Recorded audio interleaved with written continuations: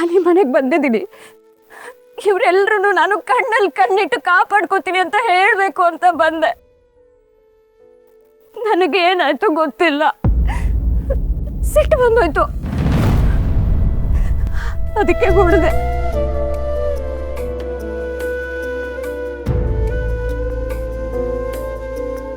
ನನಗೆ ಈ ಮನೇಲಿ ಒಂದು ಜಾಗ ಸಿಗ್ಬೇಕು ಅಂತ ಒಂದಷ್ಟೇ ಆಸೆ ಇರೋದು. ಈ ಮನೆಯವ್ರು ಎಲ್ಲರ ಜೊತೆ ನಾನು ಒಬ್ಳು ಆಗ್ಬೇಕು ಅನ್ನೋದಷ್ಟೇ ನನ್ನ ಆಸೆ.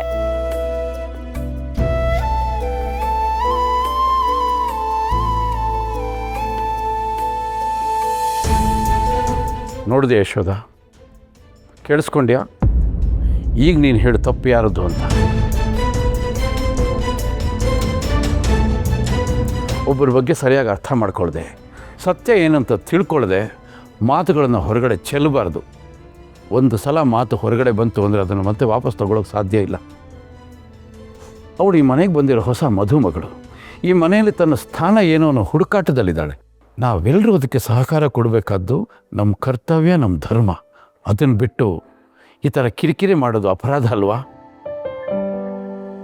ನಿಂತಿರೋ ನೀರಲ್ಲಿ ಕಲ್ಲೆತ್ತು ಹಾಕಿದ್ರೆ ಅಡಿಲಿರೋ ಕಸ ಎಲ್ಲ ಮೇಲ್ ಬರುತ್ತೆ. ಅದು ಅರ್ಥ ಆಗೋರ್ಗೆ ಅರ್ಥ ಆದರೆ ಸರಿ.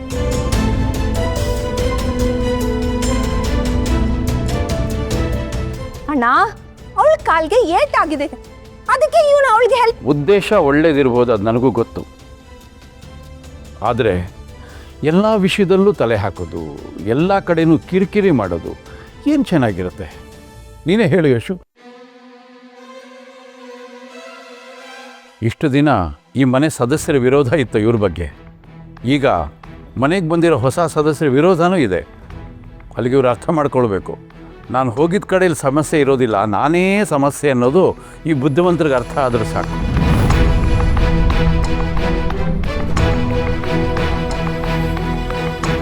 ಒಬ್ಬ ಮನುಷ್ಯ ಯಾವಾಗಲೂ ಇನ್ನೊಬ್ಬ ಮನುಷ್ಯನಿಗೆ ಸ್ಫೂರ್ತಿ ಆಗಬೇಕು. ಅವನ ನಡೆ ನೋಡಿ ಬದುಕು ಆದರ್ಶ ಆಗಬೇಕು. ಈ ರೀತಿ ಹೋಗಿದ್ದ ಕಡೆಯಲ್ಲೆಲ್ಲ ಕಿರಿಕಿರಿ, ಗಲಾಟೆ, ತುಂಬಿ, ರಾದ್ಧಾಂತ ಇವೆಲ್ಲ ಮಾಡ್ತಾ ಇರೋದು ಮನುಷ್ಯತ್ವನ? ಕತ್ತೆಗೆ ಒದೆಯೋದ್ರಲ್ಲಿ ಸುಖ, ನಾಯಿಗೆ ಬೊಗಳೋದ್ರಲ್ಲಿ ಸುಖ, ಕೆಲವರಿಗೆ ಇನ್ನೊಬ್ಬರನ್ನ ಟಾರ್ಚರ್ ಮಾಡೋದ್ರಲ್ಲೇ ಸುಖ.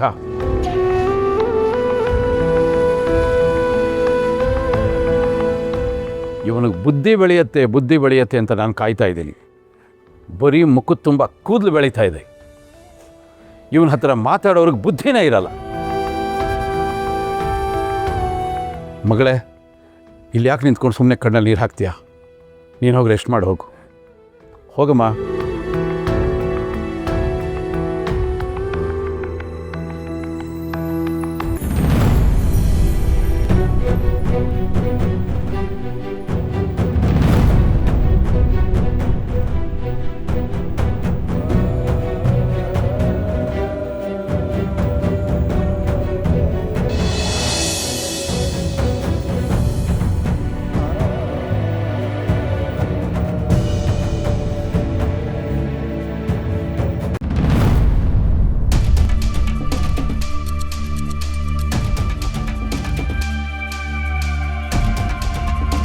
ಅಣ್ಣ, ಅವಳು ಅವನ ಕೆನ್ನೆಗೆ ಹೊಡೆದಿದ್ದಾಳೆ, ನಮ್ಮ ಕೃಷ್ಣನ ಕೆನ್ನೆಗೆ ಹೊಡೆದಿದ್ದಾಳನ್ನ ಅವಳು.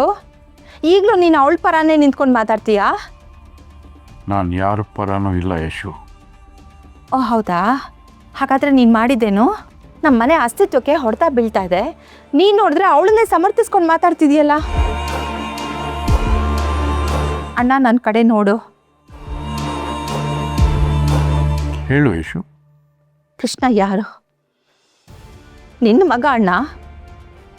ನಿನಗಿವತ್ತು ಅವನ ಮೇಲೆ ಕೋಪ ಇರ್ಬೋದು, ಮಾತಾಡಿಸ್ತಾ ಇರ್ಬೋದು, ಆದರೆ ಚಿಕ್ಕ ವಯಸ್ಸಲ್ಲಿ ನಿನ್ನ ಹೆಗಲ ಮೇಲೆ ಹೊತ್ಕೊಂಡು ಅವನನ್ನು ಆಡಿಸಿ ಬೆಳೆಸಿದ್ಯಾ ಅಣ್ಣ.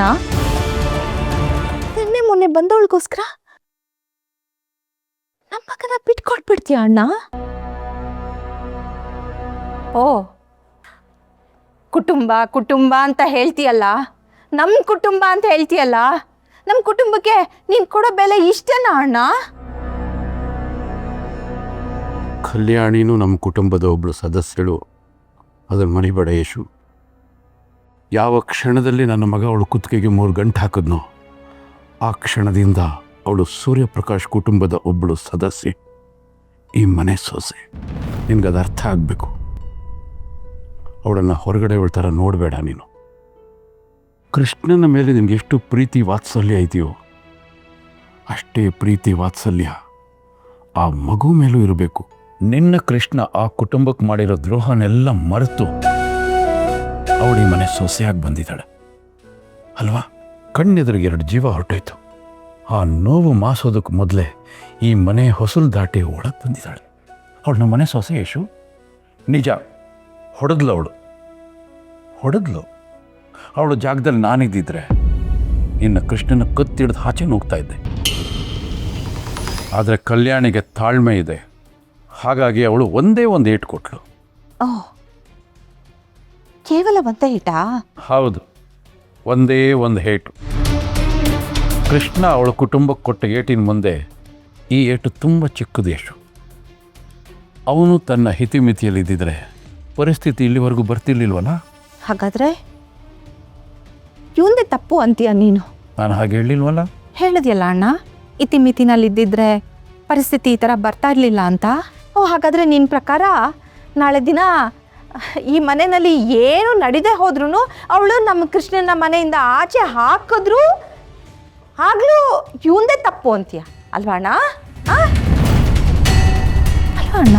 ಎಷ್ಟು ಬದಲಾಗೋಯ್ತಣ್ಣ ಈ ಮನೆ, ಎಷ್ಟು ಬದಲಾಗೋಯ್ತು ಈ ಮನೆ ಸ್ಥಿತಿ. ಇನ್ನು ನಿನ್ನೆ ಮೊನ್ನೆ ಬಂದಿದ್ದಾಳೆ, ಅವಳಿಗಿರೋ ಗೌರವ ಕೂಡ ನಮ್ಮನೆಯಲ್ಲೇ ಹುಟ್ಟಿ ಬೆಳೆದ ಮಗನಿಗಿಲ್ಲ ಅಲ್ವಾ ಅಣ್ಣ? ನೀನು ಏನು ಬೇಕಾದರೂ ಹೇಳ್ಕೊಣ್ಣ, ಕೃಷ್ಣ ನನ್ನ ಮಗ ಅಣ್ಣ. ಕೃಷ್ಣ ನನ್ನ ಮಗನಿಗೆ ನೋವಾದರೆ ನನಗೂ ನೋವಾಗತ್ತೆ, ನನ್ನ ಮಗನಿಗೆ ಅವಮಾನ ಆದರೆ ನನಗೂ ಅವಮಾನ ಆಗತ್ತೆ.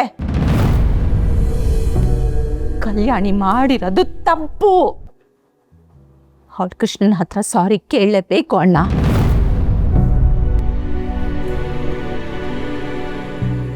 ನಾನು ಹಾಗೆಲ್ಲ ಕಲ್ಯಾಣಿ ಹತ್ರ ಕ್ಷಮೆ ಕೇಳು ಅಂತ ಹೇಳೋಕ್ಕಾಗಲ್ಲ ಯಶು, ಅದು ತಪ್ಪಾಗುತ್ತೆ. ಹೌದಾ?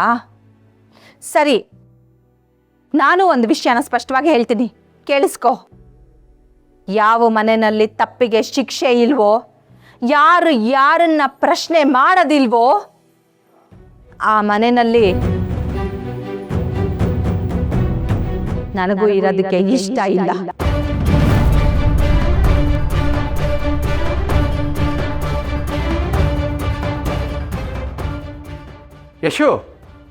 ಯಶು ಇರು.